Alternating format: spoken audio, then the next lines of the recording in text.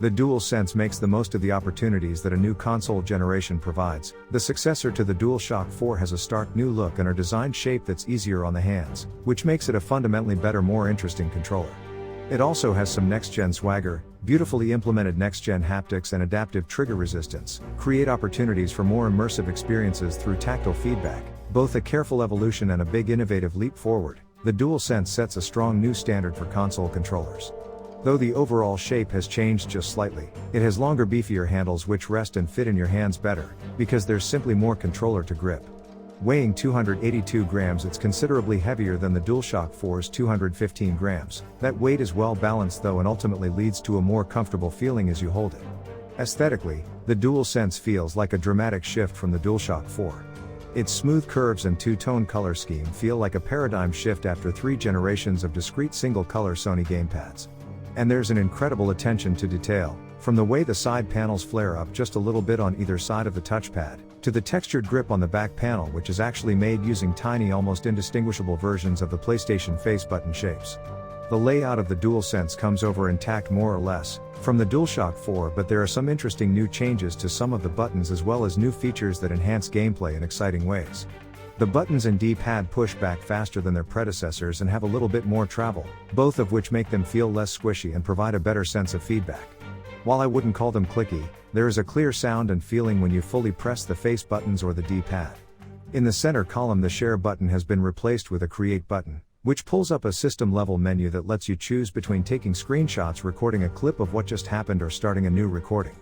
The DualShock 4 touchpad returns, but it's now matte white with an RGB light bar around the rim. Below that, the speaker returns alongside a logo-shaped PS button. Below the PS button you have the new built-in microphone.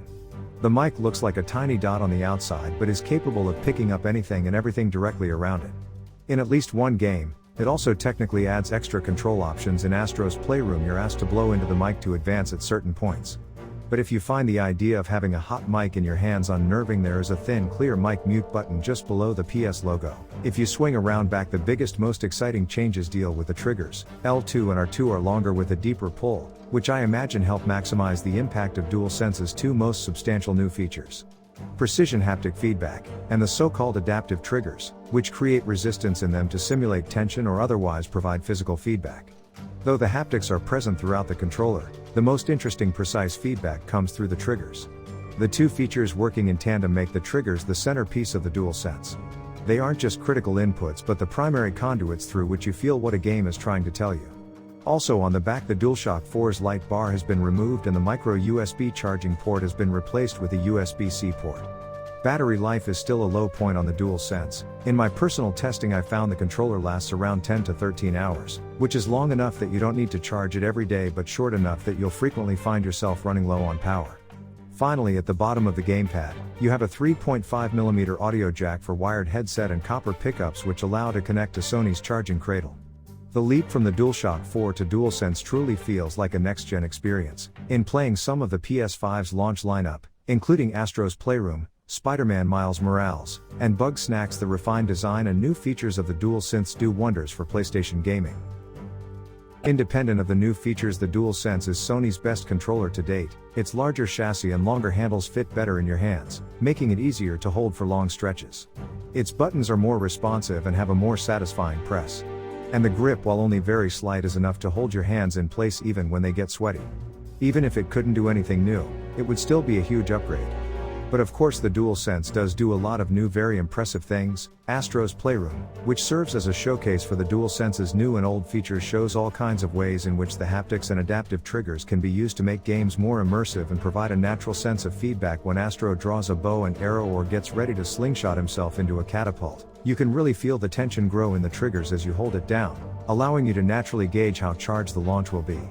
In another moment, a large creature walks towards Astro and you can feel what direction it's coming from, and how close it gets based on how the controller vibrates.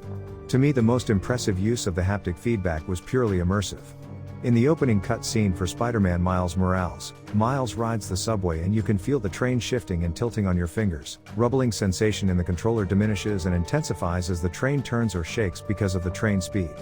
In theory, the DualSense's microphone is a great equalizer, as it means that every PS5 player using a DualSense always has access to a microphone.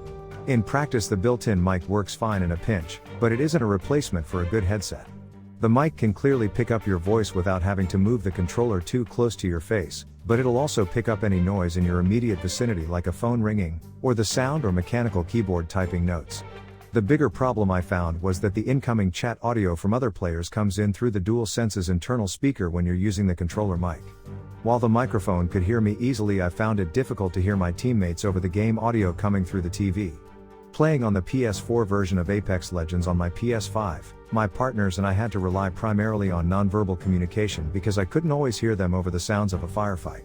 With the DualSense, Sony has both made a more comfortable gamepad for traditional gameplay, and introduced some very exciting new features. The haptics and adaptive triggers make an immediately noticeable difference in games that make use of them, and they offer the exciting potential for new and interesting gameplay experiences. Except for battery life, which remains a weak point, the DualSense controller is everything that you want to see in a next-gen upgrade.